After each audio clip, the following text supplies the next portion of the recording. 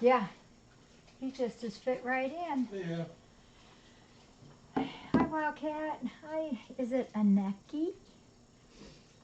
Yeah, so we're going to do two books, two stories, and then we have boxes, and then we have a bag, and we have envelopes. So we will get to all of this fairly quickly. Yeah, Billy's here, Billy Pogo's here, and Gallant just waltzed in like he had never left. I was really surprised at that, and he looks awesome. All right, so we're going to get started. Our first book. Can you get through? Oh, that's kind of tight, isn't it? Oh, come on, Zelda. Hi, Chris Tom. Hi, Tim's princess. Yeah. Well, I'm definitely not, but Bernie is. Zelda, there's boxes, but this is story time first, okay? Here, do you want to lay in the bed? Here, why don't you lay in the bed first? We have two stories. Yeah, this is, I love doing these story times. This, we have a book. It's called My Name is Bob, that was given to us by a webcam friend. And many of you might have heard about it. And that's okay, because we're going to read it and see what this is. It's based on a true story. But the first one we're going to read is by Cindy G., who has written several stories for us. And this one is called Vernon and the Old West. That could conjure up all kinds of different thoughts, huh? All right, we will get busy. Where is Vernon anyhow? Oh, Vernon is on Gallant's cat carrier. He thinks he's going to go visit Auntie Sonia in it. Oh, thank you, Gail. Did you hear that? Oh, she says you're such a pretty girl. All right, Vernon and the Old West by Cindy G. It was a quiet day at FFRC, and all of the residents were lounging around. One particular resident, Vernon, was a bit tired, so he went to take a nap.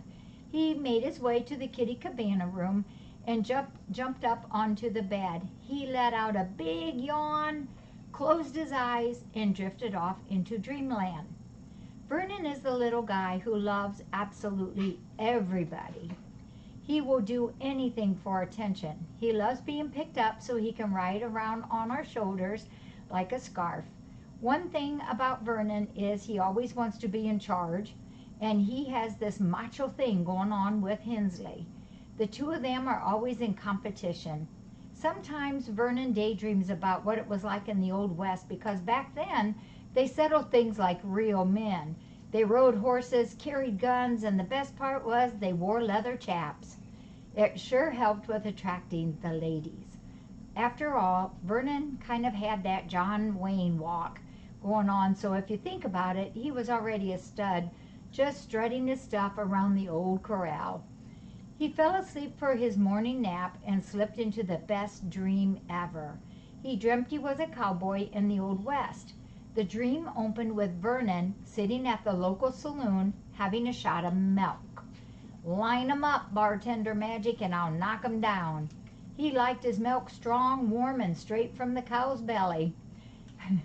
"Penny for your thoughts," said bartender Magic. "Oh, I was just thinking how quiet it is today, and I'm just watching my girl Marilyn."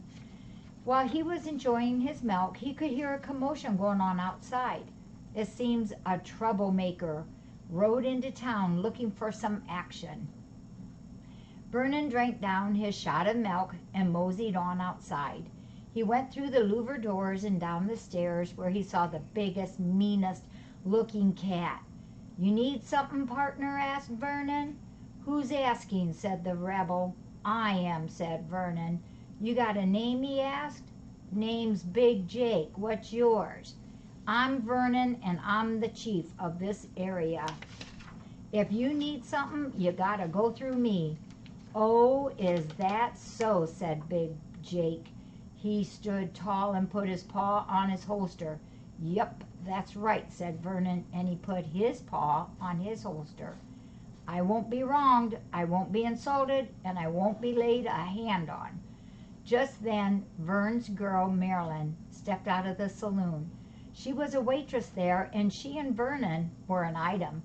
Big Jake looked at her and said, "I want her." Vern just laughed and said, "Ha, I don't think so. She's mine." "Come over here, little lady," said Big Jake. Marilyn just looked at him and went and stood next to Vernon. "No," she said, "I'm with him." "Oh, is that so?" said Big Jake. "You heard the lady, partner. She's with me." "Well, then, I say draw, partner. I'm not scared of you," said Vernon. "Okay, then, let's settle this like men. You take 10 paces that way, and I'll take 10 paces this way. Then we turn and face each other. On the count of 3, we draw, and whoever shoots the other first wins." This should be fun. I wonder if they have veterinarians there. This should be fun because the guns were nothing more than dart guns. The only bullets they were using were the darts with the suction cups on the end of it. You can't cause too much harm with those. "Are you in or out?" asked Big Jake. Marilyn looked at Vernon and said, "You don't have to do this." "Hush, woman, I will fight for you." "I'm in," shouted Vernon. Suddenly, Sheriff Spiker rode in on his horse. "Whoa, Maverick!" He brought the horse to a standstill and climbed down. "Is there a problem here, gentlemen?" asked Sheriff Spiker. "No problem," said Vernon. "I'm just fighting for my woman is all." "Well, this is my town, and I don't allow any fighting." "Don't you worry, Sheriff. This will be quick and painless," said Vernon. "Maybe you two don't hear me. I said no fighting." As the sheriff looked at Big Jake, he got the feeling he'd seen his mug before. He stepped away for a few minutes and went back to the jailhouse to look through some wanted posters, and wouldn't you know it, Big Jake was wanted for stealing kibble. That's terrible. You never steal kibble. Sheriff Spiker had to be careful not to spook him, so he went back to the others and played it cool. Big Jake could feel the sheriff staring at him like he knew who he was. "What you looking at, Sheriff?" asked Big Jake. "Oh, nothing. This ain't gonna be much of a fight. Vern here, he's just a pipsqueak compared to you." "Who you calling a pipsqueak, Sheriff?" said Vernon. Big Jake laughed with a mighty roar. "He's right. I could whoop your butt with my eyes closed." "Is that so? Well, if you're so sure, let's go for it," said Vernon. Sheriff Spiker pulled Vernon aside and told him that Big Jake was wanted for stealing and that maybe he shouldn't have the shootout. "Nonsense," said Vernon. "No one has taken my woman." Sheriff Spiker just couldn't seem to reason with him. "He could be dangerous, Vern." "Aw, he's just a bag of hot air. He should use that for something else like blowing tumbleweeds across the prairie.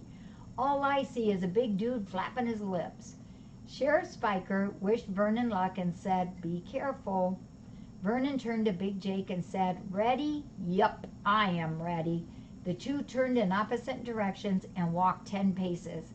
They turned to face each other, and Vernon said, "On the count of 3, draw, partner. 1, 2...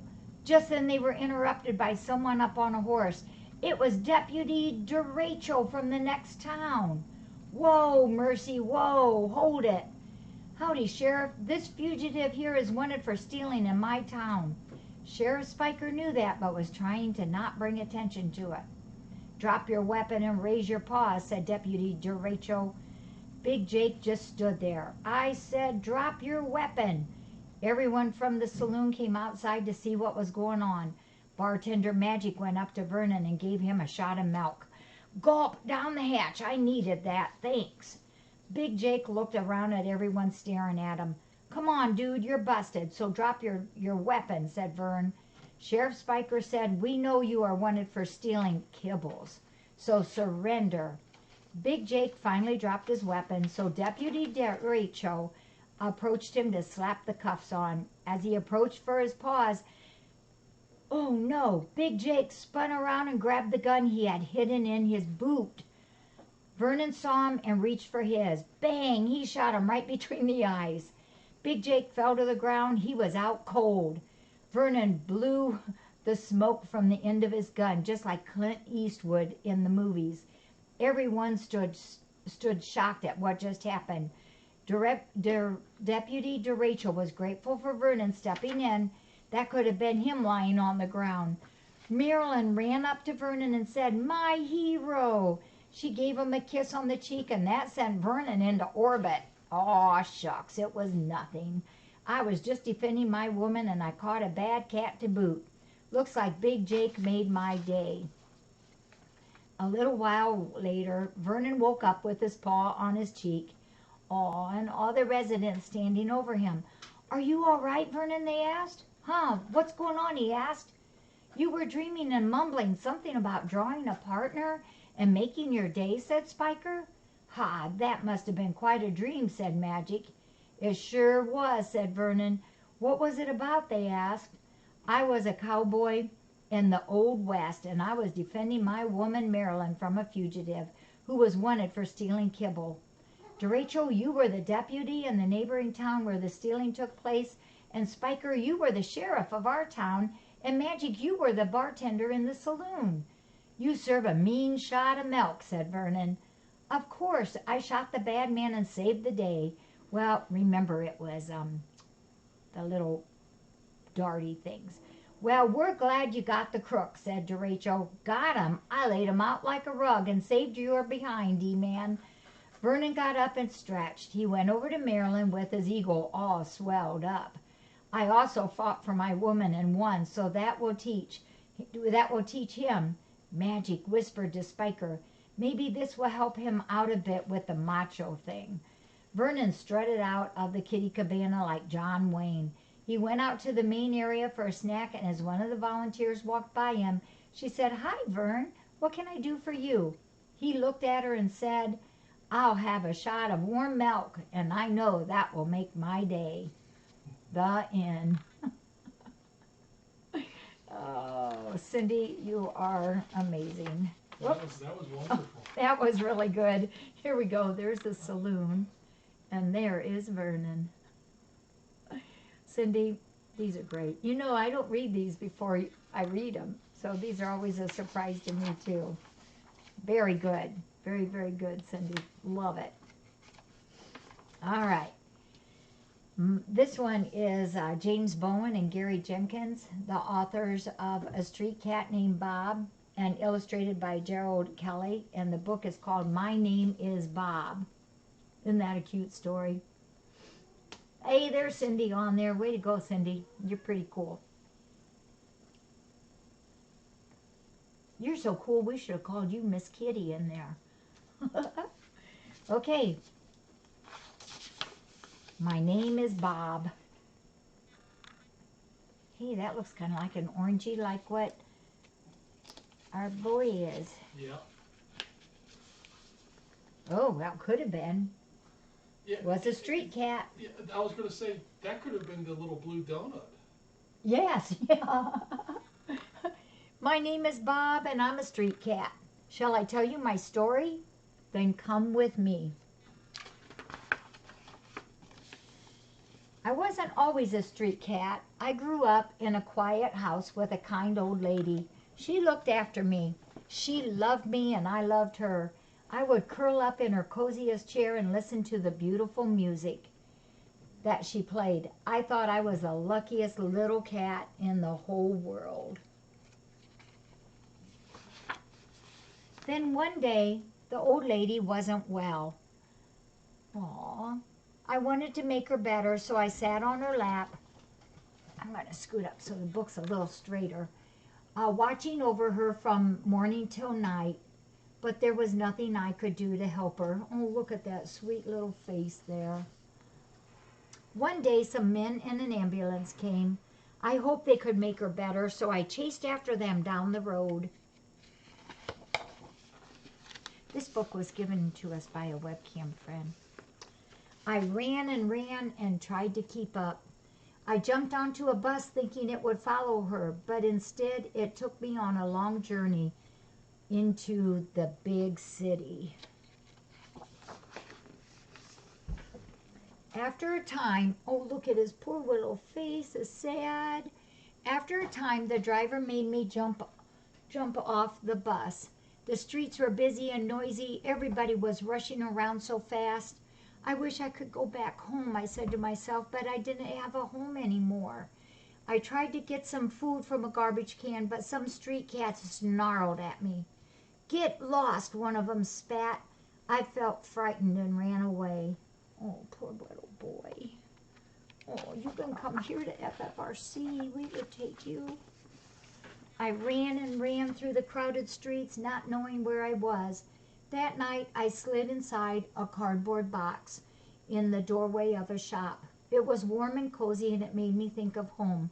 I miss curling up in my chair. How I miss my home, I thought. The next morning, a big man woke up. Scram, he shouted, shaking me out of my box. I ran away. Days passed. Everywhere I went, people chased me off.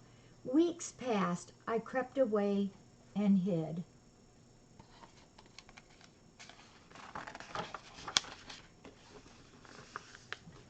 And then one morning, I heard a friendly voice. Hello, pussycat. Do you want to come home with me? Yes, please, I purred. I was so happy that someone wanted me. But his mother would not let me in. I'm not having that smelly cat in my house, she said, and she slammed the door closed.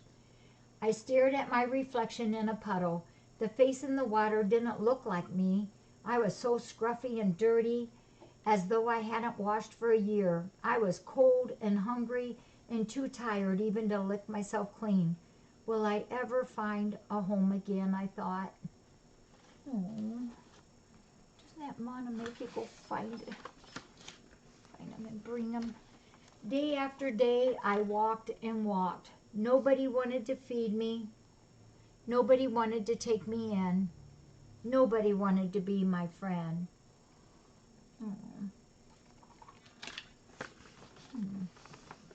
Winter came, but my life hadn't changed. I was alone, hungry, and cold on the streets. There he is in a little box. And it's snowy and wet and cold.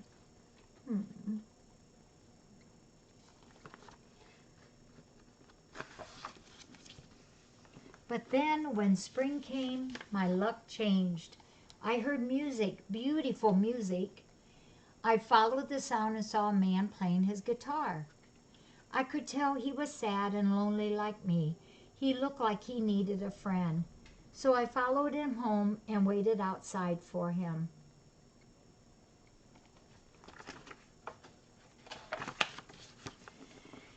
Ooh, that night I saw a pair of eyes glowing in the dark.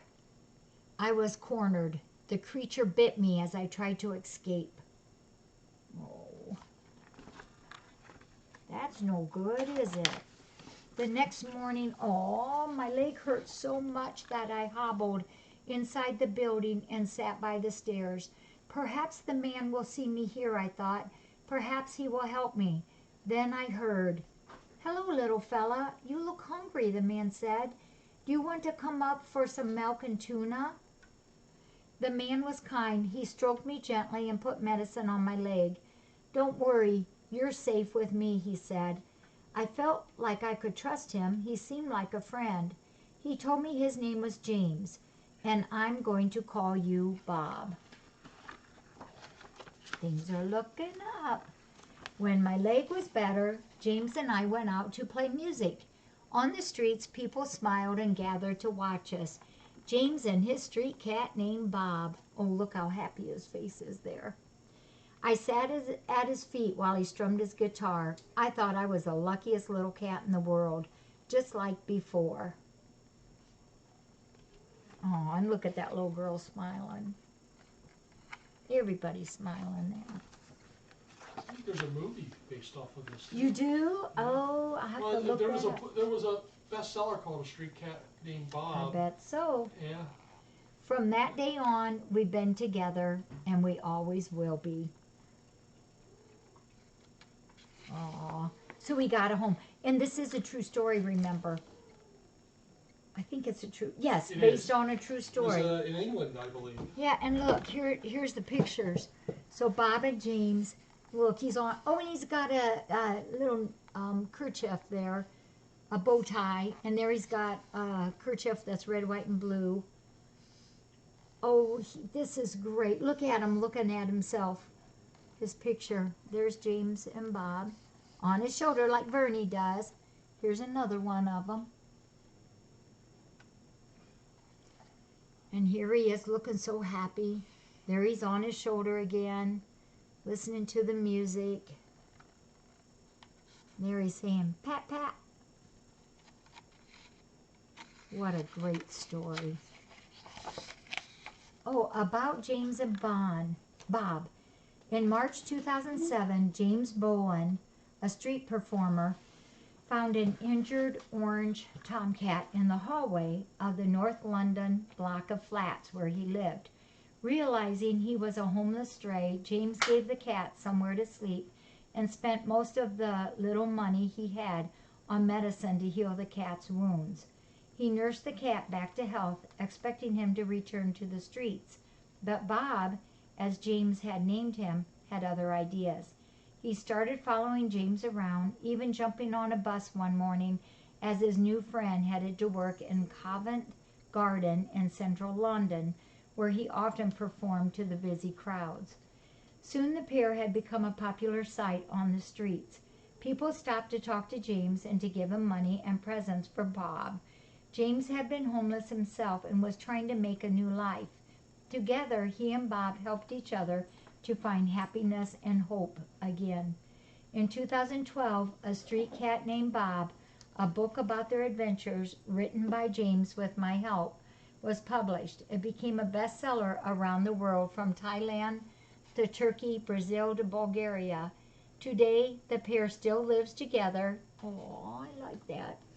In London, where they are working on more books and raising money for charities that help animals and the homeless. There are plans to turn their stories into a movie. Mm-hmm. And this is Garry Jenkins. James Bowen and Garry Jenkins. Illustrated by Gerald Kelly. Hi, Jesse. Isn't that awesome? You're a great girl. Yeah, I bet you there's a lot of, oh, that would be cool. I will have to do that, Sonia. You know what, Dark Cat? You are so very, very, very right on that. We think we're saving them, but they really save us in so many ways. Yeah. If you ever felt just like everything's going wrong and things are just all messed up and everybody's upset about something and something didn't go right, and you hold a cat and they purr and they make you feel better.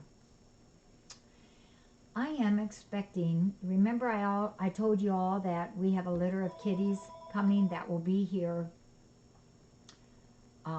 I think they will come on the 15th, the day I get back or the day after I get back. And so we can start boxes, but when they come, I've got to do a pause because I wormed them like 2 weeks ago. And today I asked them to bring the mommy cat and the babies back because it's 2 weeks and we want to reworm them and get them started on their healthy journey to be here. And they are old enough also for their Bordetella vaccine, which I would love to get that in them before they come here to offer them more protection. So when they come, I'm gonna just kind of pause and do their things, and then we'll come back and finish up the boxes. Yeah, pause. But don't go away because we're gonna do some boxes right now. Thank you, Mudgy.